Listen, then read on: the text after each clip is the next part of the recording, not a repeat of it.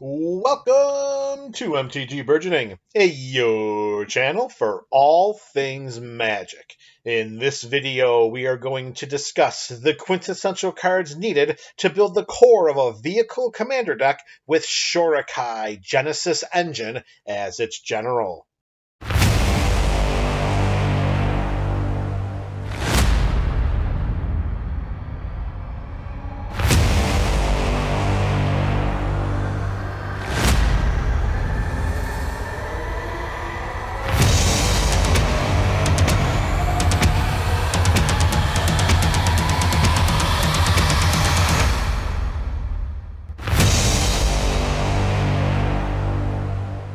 Shorikai Genesis Engine is the secondary commander option of the Buckle Up pre-constructed EDH deck from Kamigawa Neon Dynasty. Shorikai is an 8/8 vehicle with a crew cost of 8 for 2 in Azorius colors. In order to crew a vehicle, we tap any number of creatures we control with total power equal to or greater than the vehicle's crew cost, and then the vehicle becomes an artifact creature until end of turn. We can pay 1, tap Shorikai, draw 2 cards, discard a card, and create a 1/1 colorless pilot creature token with this creature crews vehicles as though its power were 2 greater. Unless it's crewed, Shorikai is an artifact that is immune to creature removal, provides card advantage, and creates creature tokens that powerfully synergize with a vehicle theme for just 2 in Azorius colors. As an artifact creature, it's an 8/8 with the aforementioned card drawing and token creating abilities. For the purposes of longevity, it may be in our best interest to leave Shorikai in its artifact state. With this plan, we can out-resource our opponents through card advantage while creating pilot creature tokens that crew our other vehicles much more efficiently and effectively than other creatures. With a slew of powerful vehicles on our side of the battlefield, in addition to a smattering of vehicle-specific spells and effects, we will overwhelm our opponents on the path to imminent victory. We begin the core of this build with additional ways to manipulate the crew cost of our vehicles. Katori, Pilot Prodigy, the actual front-facing commander option of the aforementioned Buckle Up reconstructed deck, gives all of our vehicles a crew cost of 2, and at the beginning of combat on our turn, target artifact creature we control gains lifelink and vigilance until end of turn. Born to Drive has 2 different vehicle-specific abilities. As an aura that enchants an artifact or creature, if the enchanted permanent is a creature, it gets +1/+1 for each creature and or vehicle we control. If we pay 2 and a white mana and discard Born to Drive through its channel mechanic, then we create 2 of the same 1/1 colorless pilot creature tokens that Shorikai makes, each of which can crew a vehicle as though its power were 2 greater. Hot Shot Mechanic is a 2/1, but crews vehicles as though its power were 4 greater, while we can pay 3 and tap Mech Hanger in order to turn target vehicle into an artifact creature until end of turn. It also can tap to add a colorless mana, or 1 mana of any color which can be spent only to cast vehicle or pilot spells.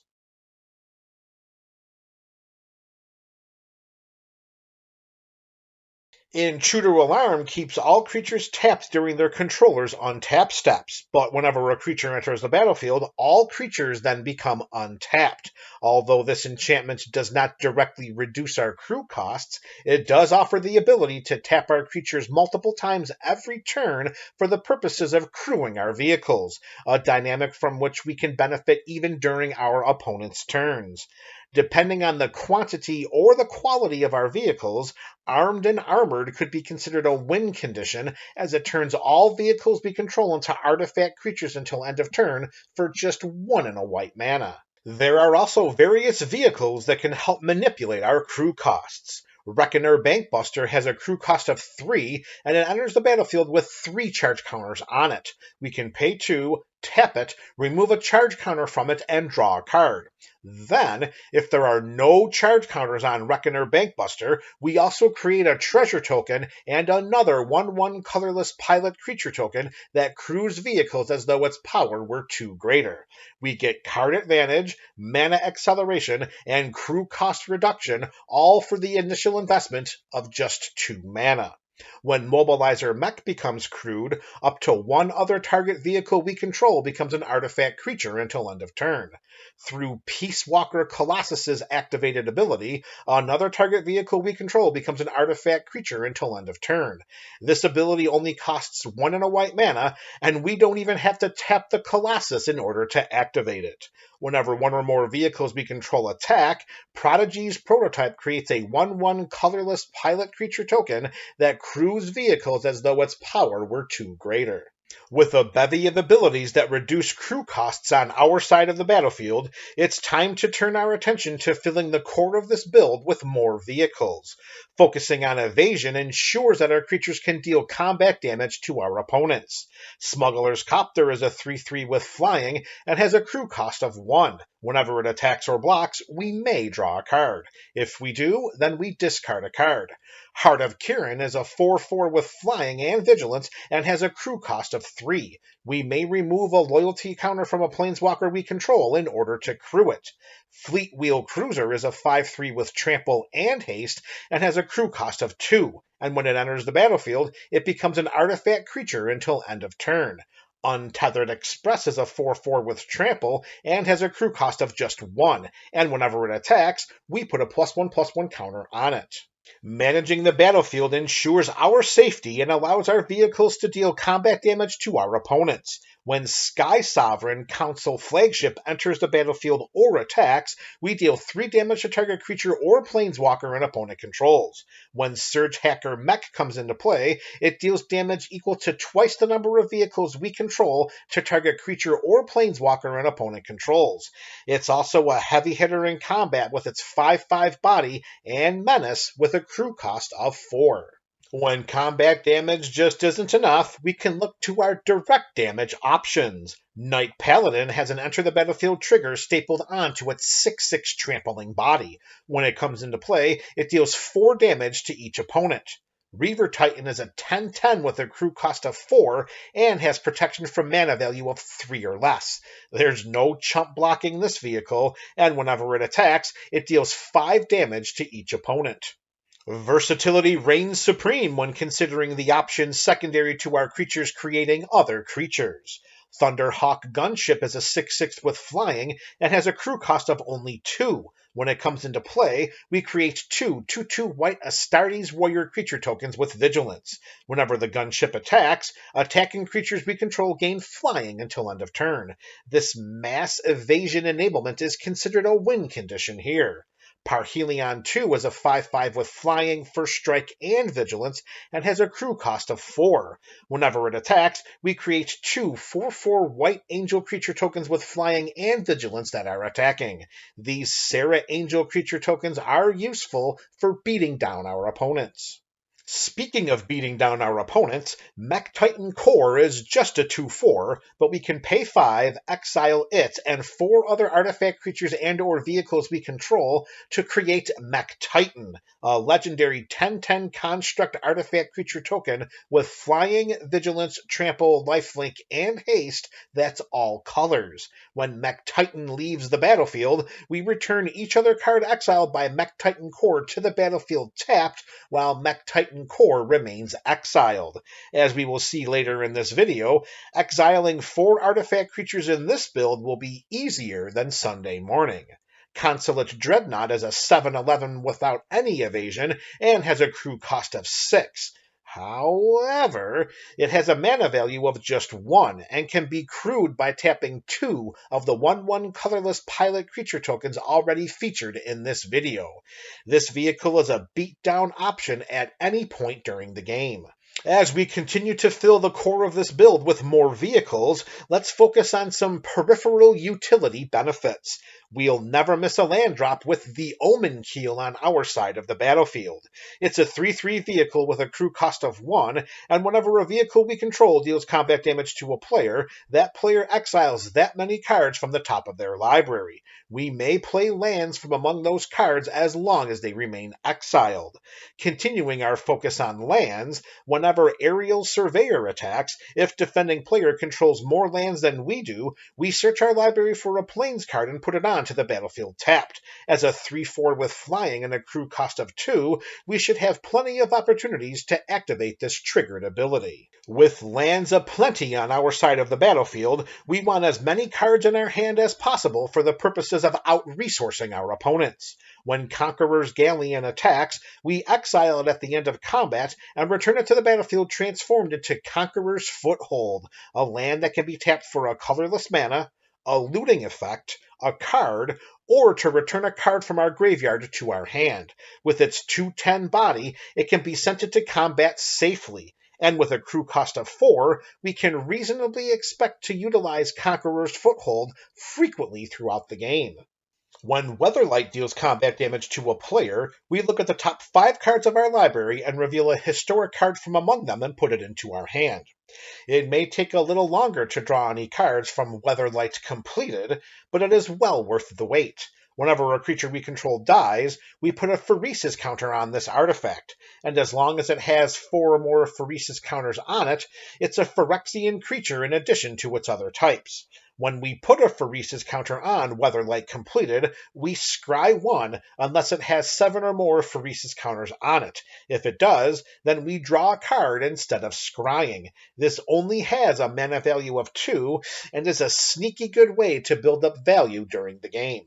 Smuggler's Buggy doesn't draw us any cards, but it has a repeatable way to cast spells for free. It has Hideaway 4, which means when it enters the battlefield, we look at the top 4 cards of our library. We exile one of these cards face down. Whenever Smuggler's Buggy deals combat damage to a player, we may cast the exile card without paying its mana cost. If we do, then we return Smuggler's Buggy to our hand in order to cast it again, hide away again, attack again, cast the hit away card again, and so on and so forth. It only has a crew cost of 2 and a mana value of 4, so repeating this value engine throughout the game is very reasonable.